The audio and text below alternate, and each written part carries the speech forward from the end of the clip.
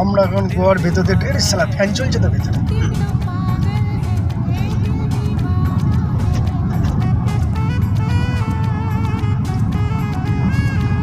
মানে এটা হচ্ছে তোর মানে পাহাড়ের তলা দিয়ে পাহাড় গেটের রাস্তা।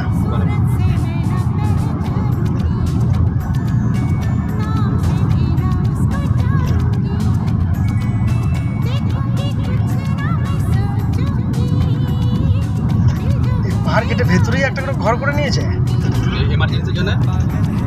গাড়ি বন্ধ হয়ে যেতে পারে, গাড়ি অ্যাক্সিডেন্ট হয়ে যেতে পারে, এমার্জেন্সি কল করবে।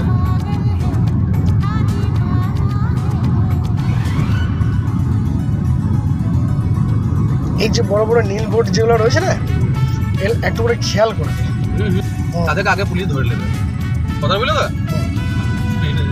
150 জনে ছোটার জন্য ধরে দিয়েছে, 120 120 ছোট। কোন সে রাত্রে করে যাওয়ার সময় 167 ভাগিয়েছে বলো। দিল্লি থেকে নিয়ে গেলাম ওই 160 150-র ওপরেই চলছিল গাড়ি আমার। সে ঠিক আছে, কিন্তু জবরদস্তি করার কি দরকার ছিল বলো আমার কথা? বুঝতে কিছু না।